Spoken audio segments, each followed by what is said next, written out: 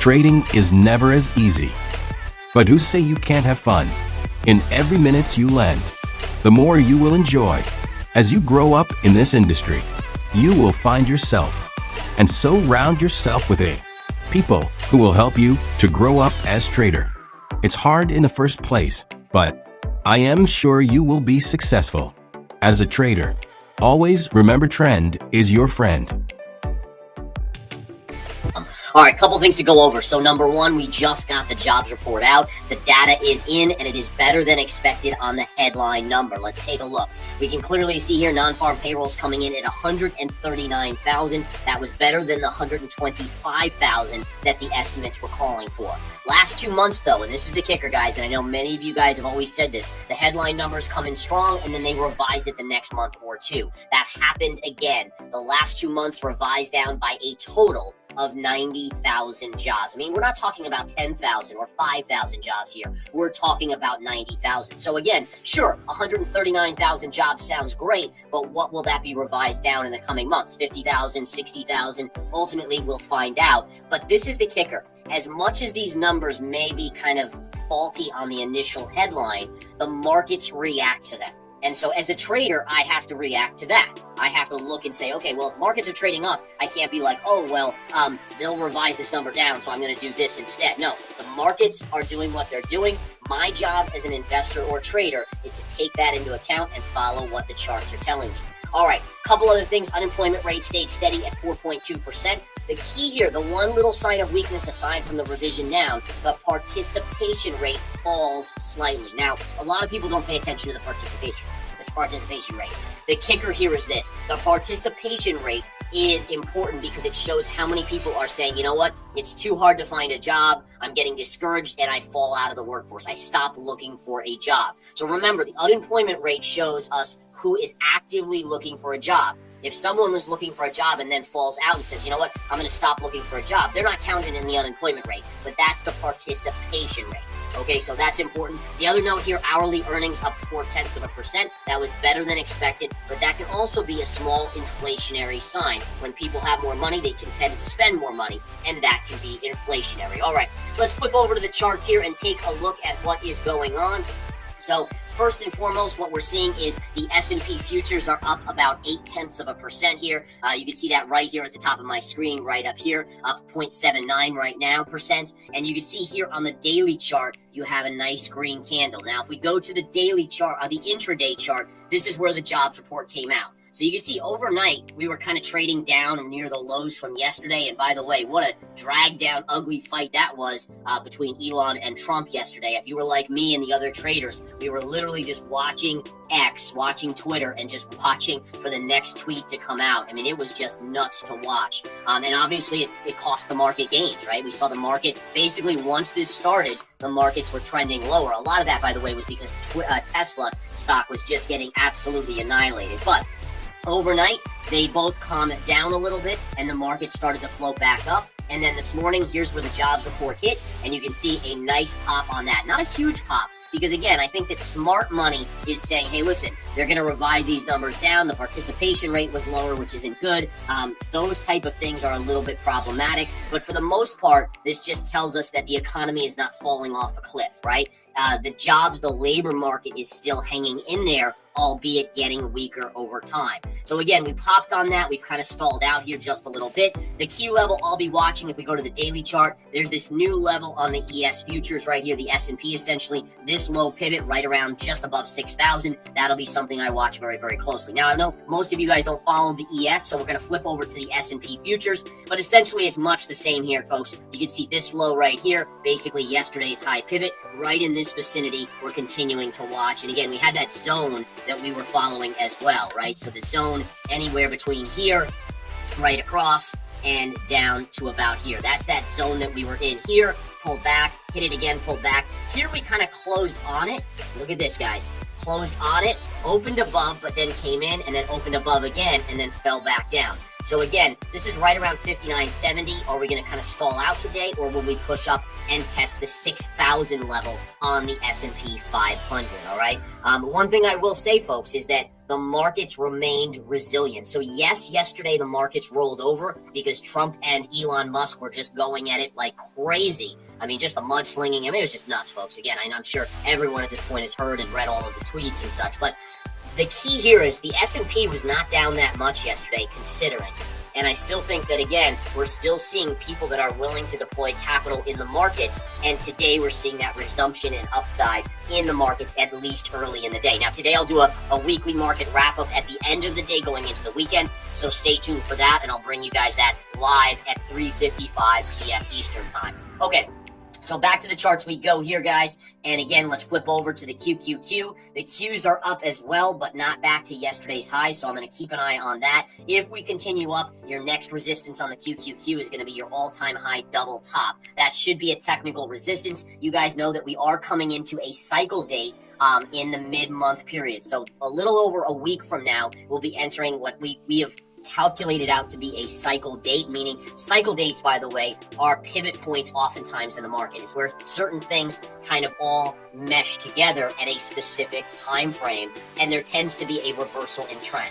So that's one of the things I'm watching for, and I'm also keeping an eye on the fact that we're getting close to all-time highs. So I've speculated before with you guys that maybe we push up into that cycle date, we pierce the all-time highs, which stops out the weak-handed bulls, the bears, that had stops right at that all-time high break, and then we pierce it, we get the last few bulls on board, and then the markets may come in. So we're going to watch to see if that happens. And again, that would be not necessarily next week, but really the following week after that. I'd be paying attention to that, again, as we get into the 15th, the 17th, 18th, 19th of the month, this month. All right, couple things here, guys. Let's go over the U.S. dollar. The dollar is bouncing this morning, so we are seeing a little bit of a bounce back above. Notice how the dollar is bouncing around. So it closes below, closes back above, closes below, but doesn't confirm, right? It would have had to close below this low here to confirm. It didn't confirm, and they're bringing it back above. So it's dancing around this level, but we have yet to confirm a technical breakdown in the dollar below this trend line.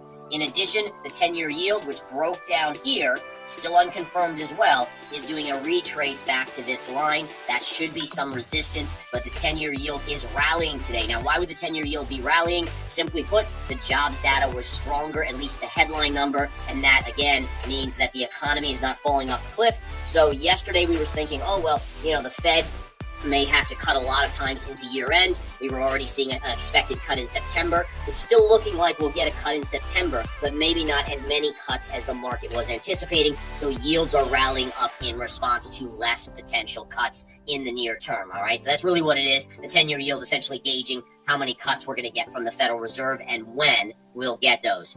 Tesla. Wow. Yesterday, I think it was its biggest drop in the history of Tesla. Epic 14% drop. At one point, it was down, I think, 18%.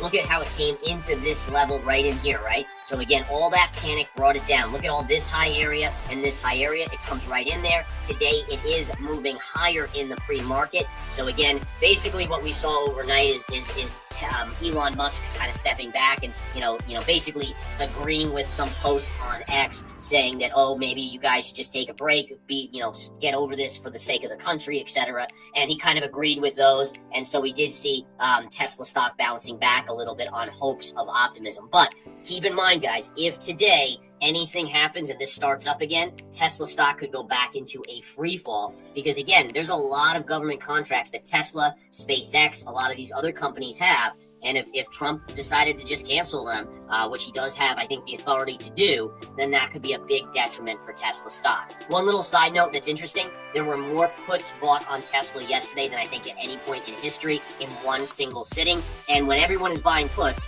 the stock tends to go the opposite way, right? Because the institutions that are selling those puts, they don't want to pay out those options holders, those put options. And so a lot of times you'll see, especially when they're expiring today, let's say, they will push Tesla and keep it afloat to make sure that those options expire worthless. And then if it falls again next week, they don't care as much, right? They don't have to worry about that expiration until the next Friday, the weekly options in general.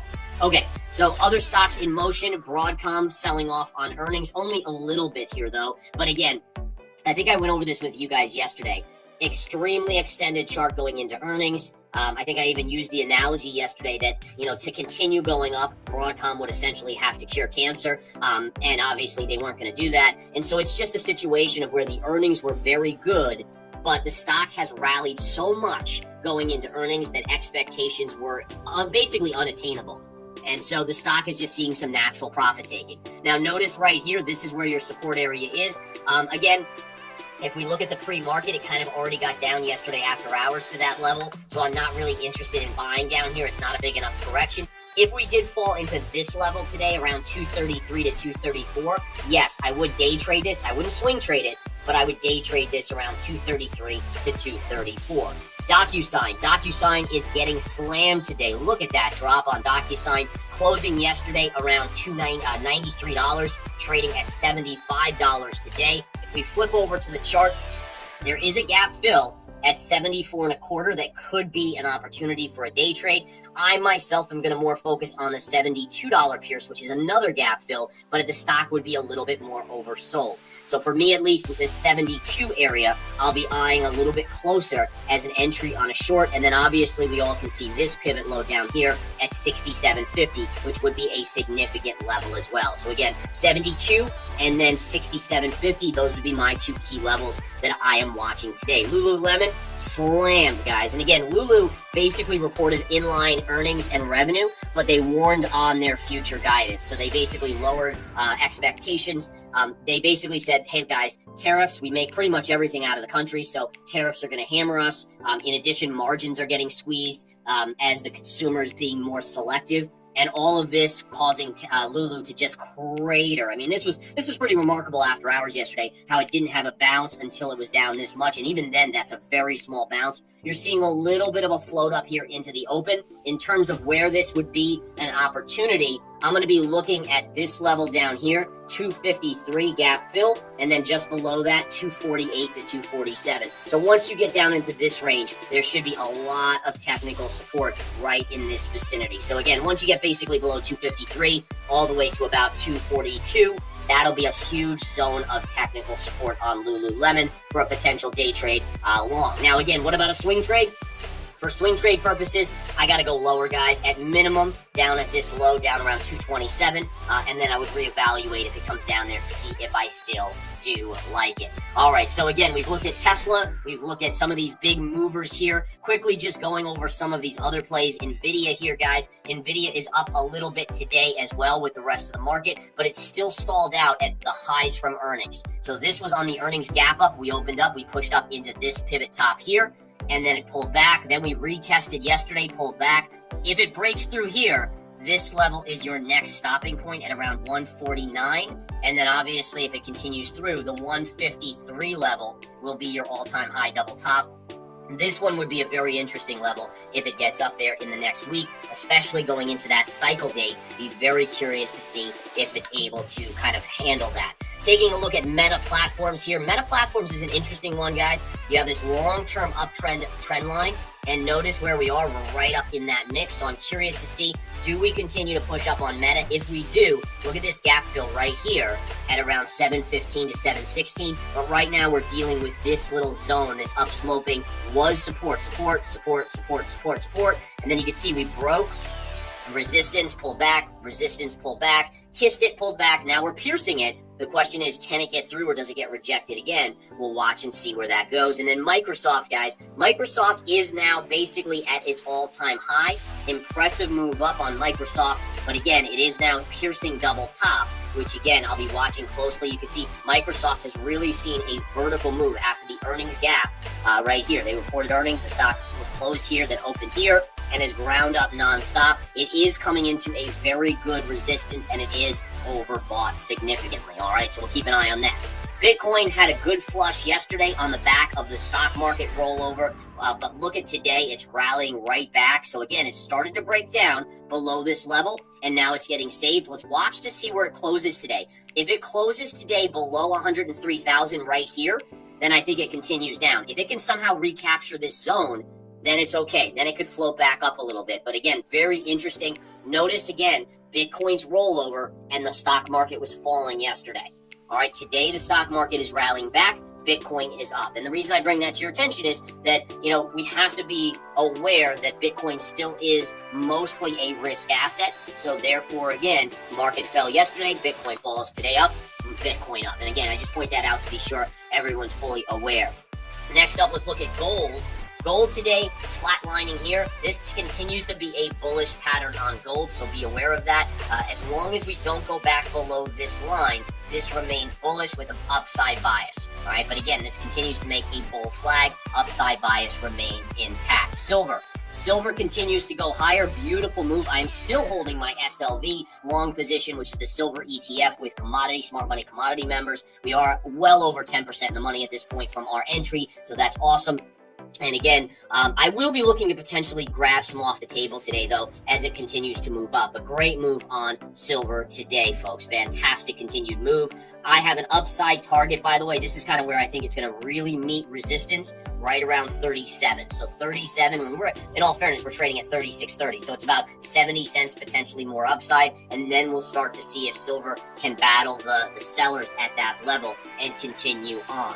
Looking here at the oil trade, oil today is back up a little bit, still not doing much. You might have a small bullish pattern, bull flag. See this green candle and then these inside bars? So we might get our wish that oil gets up to this level where I would then decide if I wanted to short oil at that point. So again, going to keep a very close eye on that one on U.S. oil. And then lastly, natural gas here. Nat gas is basically chopping sideways. Same sort of thing. Maybe a small little uptick. Green candle inside bar could be bullish in the short term. This would be major resistance right up here, right around 410, 411, depending on where that trend line is if it hits. All right. So, man, I'll tell you guys, you know, yesterday we started out with jobless claims. We started out with a Trump and Xi phone call. The markets were really excited about that. Like, okay, we're back on track with China and kind of these lower tariff levels. And then all of a sudden, you know, it was insane. All hell broke loose. And then after hours, we got Broadcom earnings. And then, you know, overnight and this morning, obviously coming into this morning, and we got non-farm payroll. So this has been an exhausting week for those of us that are traders. But at the same time, it has been a great week. So again, folks, if you're in the live day trading room with me, yesterday we just knocked it out of the park. I think we had 10 trades. Really, we made almost 20K on yesterday's trading session with members in the live day trading room. So let's do it again today. It's Friday. My goal is to have a few good winners here this morning. Remember, we have single day.